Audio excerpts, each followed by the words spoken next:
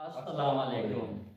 Welcome to trendy reaction channel. मेरा नाम मोहम्मद शहबाज। मैं मोहम्मद काशिफ बाबू।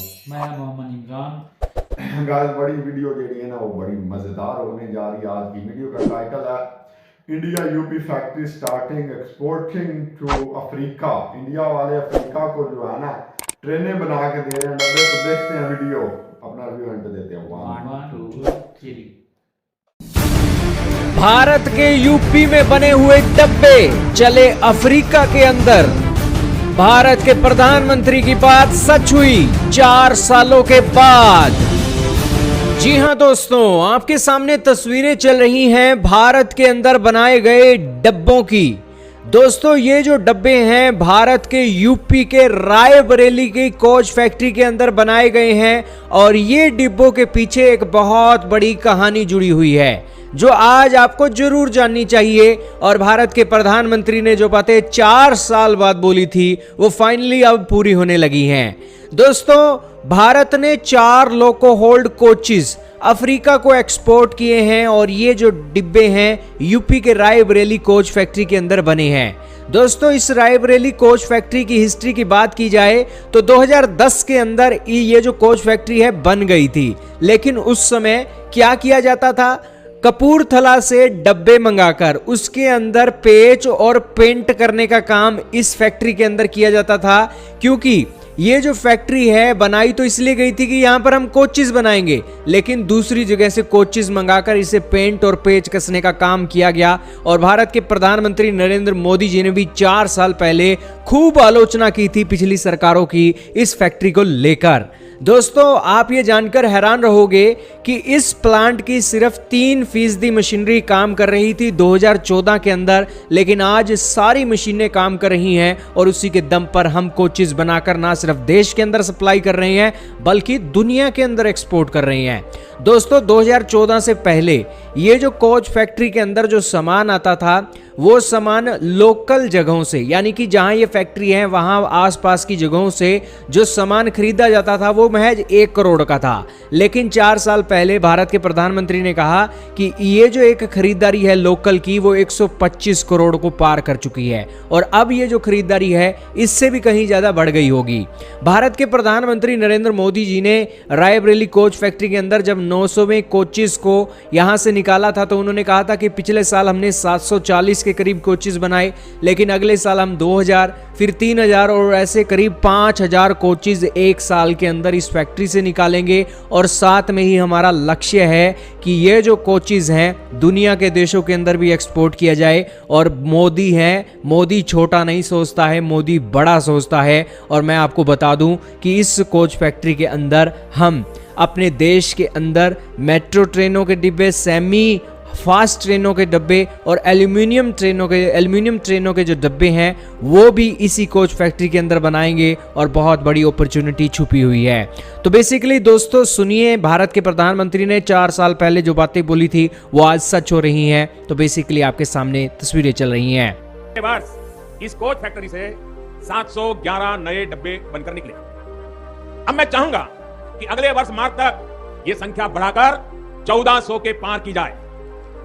साथियों इस कोच फैक्ट्री के आधुनिकीकरण का काम निरंतर जारी है और अगले 2-3 वर्ष में नए कोच बनाने की इसकी क्षमता 3000 तक पहुंच जाएगी। और आपको मैं यह भी बताता हूं हमारा प्रयास इसे 5000 कोच प्रति वर्ष तक ले जाने का है। इस कोच फैक्ट्री के लिए अब जो काम हो रहा है वो इसे भारत की ही नहीं, ये रायबरेली की कोच मैन्युफैक्चरिंग फैक्ट्री दुनिया की सबसे बड़ी रेल कोच फैक्ट्री बना देगा। और भाइयों बहनों मैं छोटा सोचने की आदत ही नहीं रखता हूं। ये शहबाज भाई, इंडिया के जो प्राइम मिनिस्टर नरेंद्र मोदी साहब हैं वो जो बोलते हैं ना वो सिर्फ हमारे सियासतदानों की तरह सिर्फ बोलने की आदत तक नहीं होता, करके दिखाते हैं। करके दिखाते हैं। यार वो ही बात हुई ना कि प्लान अगर हो ना अच्छा जी तो वो चलता भी है और प्लान करने वाला कोई आदमी हो ना जी, जो जी। अच्छा हो, जो मतलब वाकई जिसको पता हो कि मैंने प्लान बनाया और ये प्लान मैंने जो वादा कर दिया ना उस वादे में पूरा कॉन्फिडेंस होता है, अपनी नियत होती है कुछ। बिल्कुल नीयत उन्होंने एक बनाई अपने मुल्क को डेवलप करने की कि इस हद तक वो अब अफ्रीका को एक्सपोर्ट कर रहे हैं, इंडिया से चीजें तैयार होकर अफ्रीका यार कहाँ सब कुछ आसान होता है। आप अपने लक्ष्य जो अपना कदम उठाते हैं ना, जी, वो जी। अगर संभाल के उठा ले पहला कदम, तो जी। आगे तो आसानी ही आसानी है। बिल्कुल। और मोदी साहब ने बहुत अच्छा यार अपना वादा पूरा किया है, जी जी और बिल्कुल जितना कहा है उससे डबल हो जाएगा आगे आने वाले दिनों में। हो रहा है। बिल्कुल देखें किस तरह उन्होंने हो गया है ना, 2014 में उनके पास 1-2 मशीनें चल रही थी, पूरा वर्किंग प्रोसीजर चल रहा है। अब वहां से कितनी वो डेवलपमेंट, पहले पेंटिंग होती थी, अब मैन्युफैक्चरिंग हो रही है, हर चीज वहीं पे तैयार हो रही है, वहां पे बना के वो बेच रहे हैं आगे भी। इतने खूबसूरत डब्बे हाँ, हैं। बिल्कुल बहुत ज़्यादा यार मेहनत लगी होगी ना, जब पिछली हुकूमतों ने इतना उसको नकारा कर दिया, हाँ। बंद कर दिया, जैसे उनका हमारा ख्याल ही नहीं किया, जिस चीज का आप ख्याल छोड़ दें वो भी साजर निकाले निकारा ही हो। जी तो मोदी साहब ने आते ही ना उसको जो संभाला है ना, जी तो वो इंडस्ट्री को नहीं संभाला, हाँ। पूरे इंडिया को संभाला है। पूरे इंडिया देखें यार, नित नई वीडियोस देख के हमें एक अजीब सी जो है ना जेन में ऐसी सनसनाहट सी होती है यार, किस तरह इन्होंने कहां से इंडिया को ला के कहां पे खड़ा कर दिया। यहाँ से यहाँ पे पहले यही इंडिया टॉप था पे ले गई। जी। एक इमरान खान का मैंने इंटरव्यू सुना, उन्होंने बताया हम जब 1992 के अराउंड अबाउट जब इंडिया में जाते थे ना, पाकिस्तान से इंडिया में ट्रैवल करते थे, तो हमें ऐसे लगता था हम किसी गरीब तरीन मुल्क में आ गए, किसी अमीर मुल्क से किसी गरीब मुल्क में आ गए। वो ऊंचा बोल बोला था ना उसने। वो एक उन्होंने अपना थोड़ा सा बताया हमें कि उस टाइम इतनी इंडिया में एक गुर्बत थी या मसाइल थे या इस तरह जो है ना वहाँ पे डेवलपमेंट नहीं थी। ऐसे ही। तो अब उन्होंने वही बयान अब दोबारा उन्होंने रीमेक किया, उन्होंने कहा अब इंडिया में चले गए, ऐसे लगता है हम किसी पाकिस्तान से इंडिया में ऐसे लगता है हम किसी गरीब मुल्क से किसी वेल सेटल्ड मुल्क में आ गए, यूरोपीय मुल्क में कोई इस तरह का मुल्क है जहाँ पे पता नहीं यार दुबई से भी आगे निकल चुका। ये इमरान खान का बयान है, आप देख सकते हैं नेट पे बिल्कुल मौजूद है। वाकई किस तरह इंडिया ने चंद सालों में इतना डेवलप कर दिया है।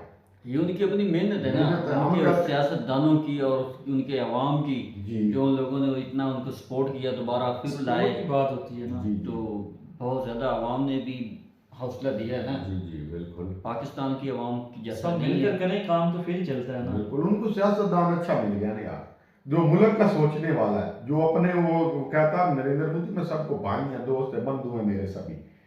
तो यही चीज़ तो इंसान को कामयाब करती है। हमारे अपने आप के बारे में सोचोगे तो सिर्फ अपना घर बनेगा, जैसा- अगर पूरी मुल्क के लिए सोचोगे तो मुल्क का नाम दुनिया में बनेगा। देखे बन रहा है यार, हम तारीफ कर रहे हैं, क्यों तारीफ कर रहे हैं, और वो अच्छे काम कर रहे हैं तो हम तारीफ कर रहे हैं। क्योंकि हमारी रेलवे जो है अभी तो चलती नहीं है, चलती नहीं है बिल्कुल, बंद आती है रात के 1 बजे और किसी स्टेशन पे रुकती नहीं है, नहीं। मेन स्टेशन पे रुकती है। हमारे पास तो रेलवे का और निजाम- मजे की बता कर क्या बात है, जी। पाकिस्तान की जो रेलवे है ना वो अब सरकारी सतह पे नहीं रही, हाँ प्राइवेट होगी। बिल्कुल। इन और लोगों ये ने बनानी क्या नहीं इकबाल किया। भाई, ये रेलवे हमारी नहीं है, ये हमें अंग्रेज दे के गए थे। ये जो पहले ब्रिटिश इंडिया था, जो ब्रिटिश बना के तो वो देगा ना, वो दे के लेकिन साथ- इनसे समझ नहीं रही, इनसे बोली नहीं हो रही, ये उनसे ये ट्रेनें नहीं चल रही, कोई कौन सी इन्होंने काम करके दिखाया, ये कौन सा जैसे नया इंडिया की ट्रैक ट्रेनें है बनाया। ना, ये बहुत ज्यादा बजट इनको देती, बहुत ज्यादा पैसा देती देती है, है। बिल्कुल। गरीब आवाम और अमीर भी जो भी इंडिया की ट्रेन में सफर करते हैं, जो दफ्तर में जाते हैं वो ट्रेन पे जाते, टाइम पे आती, टाइम पे जाती, कोई मसला नहीं कि आज मेरी बैटरी खत्म है गाड़ी की, आज पेट्रोल खत्म है, आज मेरे पास पैसे हैं या नहीं है, चंद एक पैसों में टिकट मिलती, सुकून दे सफर, जाकर उतरो और सीधा दफ्तर। बिल्कुल हमारे यहाँ उसके टोटल। और हमें क्या पढ़ाया सिखाया जाता है कि इंडिया ये है, इंडिया वो है, हमने इंडिया में मैच खेलने नहीं जाना, ये है वो है। हम अपने आप को ठीक करो ना यार। मैंने पढ़ा था चंद दिन पहले कि वहां पर कुरंदाजी होती है जी।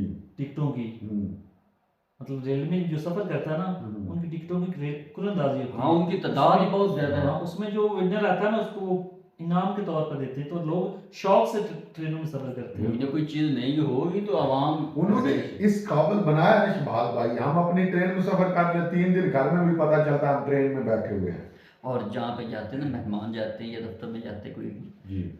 वो फ्रेश जाता है, घर से निकलता है, हाँ, और जब दफ्तर या किसी के पास जाता है ना, जी। तो ऐसे लगता है कि वो कोई जमींदारा करके आया है, कोई जमीन बना कर आया, खेतों में काम करके आया है। इतना मजेदार सफर होता है पाकिस्तान की ट्रेन में। बिल्कुल। और उधर देख लें उन्होंने RTSS शुरू किया, पानी की एक बूंद नहीं बाहर गिरती गिलास से, इतनी सुविधाएं। और हमारी ट्रेन में यहाँ देख ले वीडियो उठा के, सारा गिलास से नीचे टूट जाता है। हमारी हुकूमत तो आपस में लड़ रही है ना, इलेक्शन नहीं करवा रही क्योंकि आवाम ने वोट देने नहीं है। बिल्कुल डरपोक हुकूमत है। टोटली यार, अब ये क्या इन्होंने सेटअप बनाया हुआ है, देख ले हमारे हुक्मरान जो है ये उल्टा आवाम को रिलीफ देने की बजाय क्राइसिस पे क्राइसिस, करप्शन पे करप्शन, अपने केसेस पे पीछे दौड़े हुए, क्या डेवलप किया जब सब चीजें मिल जाए ना कि पाकिस्तान को खत्म करना है जी तो तब यही होता है यार।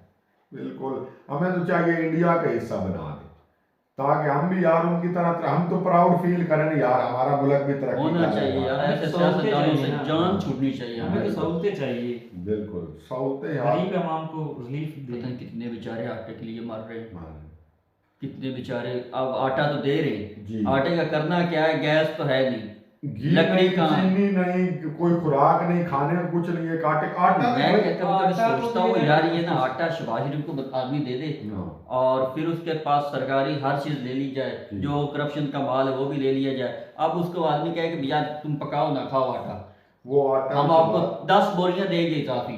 बाद में वो आटा भी सुनने में आया, जो गंदम जो पहले इनके पास खराब हो रही थी ना, वो ही खराब उनको- हो चुकी थी हो यार। चुकी थी बिल्कुल, वही उन्होंने उसका आटा बना के गरीब लोगों में ये बांट रहे ट्रेनें हैं। क्या चलाएंगे? इन्होंने क्या खाक ट्रेनें चलानी, ये हमारी ट्रेनें बनाएंगे, हमारी हड्डियां की ट्रेनें बनाएंगे। आटे का रिलीफ देकर साथ ही वो उन्होंने आटे का रेट वो बढ़ा दिया है, 650 से 1150 कर कुछ नहीं हो सकता भाई, इंडिया वाकई तरक्की कर रहा है और उनकी ट्रेनें, उनकी हर चीज को देखा जाए ना, वो प्राउड हमें प्राउड होता है यार, भी हमारे पड़ोसी हैं यार, हमें प्राउड फील होता है हमारे पड़ोसी अच्छे काम प्रमोट करते हैं। गाइस वीडियो को शेयर कर दें, लाइक कर दें, जो दोस्त नए आए हैं वो चैनल को सब्सक्राइब, बेल आइकन को दबाना ना भूलें। ये तो इसी तरह यार, हमारा मुल्क तो अल्लाह ही हाफिज है, बस दुआ दुआ किया करें हमारे लिए भी। अल्लाह अल्लाह हाफिज़।